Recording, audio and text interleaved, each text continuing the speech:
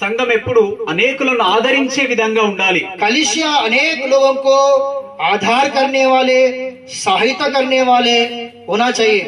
అనేకులను తయారు చేసే విధంగా ఉండాలి. अनेक लोगों को तैयार करने वाला कलीसिया होना चाहिए. అనేకులను దేవుని కొరకు సిద్ధపరిచే విధంగా ఉండాలి. अनेक लोगों को परमेश्वर के लिए तैयार करने वाला होना चाहिए. చిన్న పిల్లల్ని మొదలుకొని छोटे बच्चों को लेकर వృద్ధుల వరకు एक मतलब एक बड़े लोगों का तक అందరినీ ఆదరించే విధంగా ఉండాలి సంఘం. सभी को आधार सम्मान करते हुए उनको तैयार करने वाला कलीसिया होना चाहिए. హల్లెలూయా. हालेलुया. సంఘములో ఉన్న ఏ ఒక్కరిని కూడా తక్కువగా ఇప్పుడు మనం చూడొద్దు. कलीसिया में किसी व्यक्ति को भी कोई किसी को कम नजर से नहीं देखना चाहिए. హల్లెలూయా. हालेलुया. ఎందుకు అనంటే क्यों बोलने से చిన్న పిల్లల ద్వారా కూడా అనేకులు రక్షింపబడతారు. छोटे बच्चों के द्वारा अनेक लोग उद्धार पाते, आशीष पाते.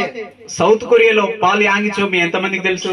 साउथ कोरिया में पॉल एंगिचो एक अच्छा प्रभु का दास है. वो उनके बारे में कोई जानते हैं? కొన్ని లక్షల మంది కూర్చున్నటువంటి చర్చ్ ఉంటది ఆయనకి. लाखों लोग बैठने वाला चर्च उनके पास है. కేవలం ఇంత చిన్న పాప తనకు సువార్త చెప్పింది. केवल ऐसा एक छोटी सी लड़की उनको सुसमाचार बताया. హల్లెలూయా. हालेलुया. కాబట్టి ఏ ఒక్కరిని కూడా తక్కువగా చూడొద్దు. ప్రతి ఒక్కరిని దేవునిలో పెంచడానికి మనం ప్రయత్నం చేయాలి. तो इसलिए कलीसिया में किसी को भी छोटा नहीं देखना चाहिए, लेकिन सभी को आधार करते हुए, सभी को महत्व देते हुए उनको प्रभु के लिए हम लोग तैयार करने वाला होना चाहिए. యవనస్తులను మనము దేవుని కొరకు సిద్ధపరచాలి సంఘంగా. जवान लोगों को प्रभु के लिए हम तैयारी करना चाहिए कलीसिया होने के नाते. వృద్ధులను మనం గౌరవించాలి సంఘంలో. जो बड़े उम्र के लोग हैं उनको गौरव करना चाहिए कलीसिया होने के नाते. విధవరాలను చేరదీయాలి సంఘం. विधवा लोगों को सहायता करना चाहिए कलीसिया होने के नाते. అనాథలను చేరదీయాలి సంఘం. अनाथों को मदद करना चाहिए कलीसिया होने के नाते. వీరందరినీ అవసరమైతే పోషించగలగాలి సంఘం.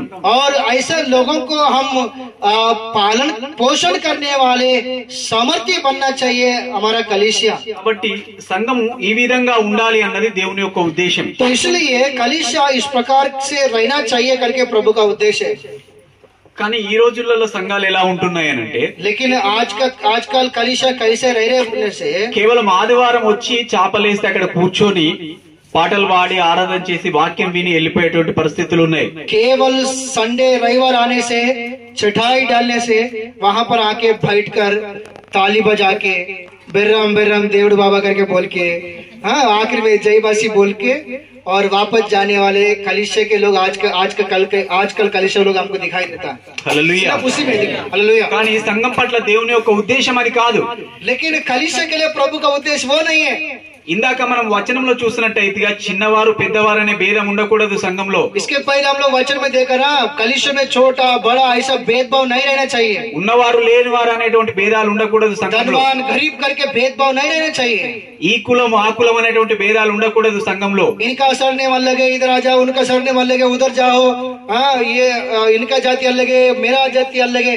उस प्रकार का भेदभाव कलीसिया में नहीं रहना चाहिए. అలాంటి భేదాభిప్రాయాలు సంఘంలో ఉన్నాయి అని అంటే ऐसा भेदभाव कलीसिया में है अगर किसके जीवन में है बोले तो నీ రక్షణలో ఫాల్ట్ ఉంది అని అర్థం.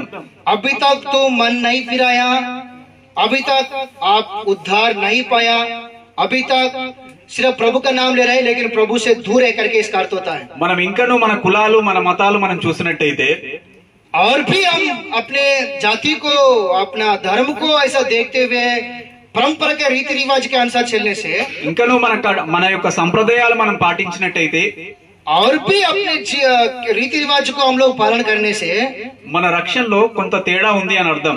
हम उद्धार सही प्रकार से नहीं पाया करके इसका अर्थ होता है. కాబట్టి సంఘములోనికి వచ్చినటువంటి సంఘ విశ్వాసులు ఎవరు కూడా అలాంటివి పాటించకూడదు. तो कलीसिया में आए हुए विश्वासी लोग कोई भी इस बात को पालन नहीं करना चाहिए. హల్లెలూయా. हालेलुया.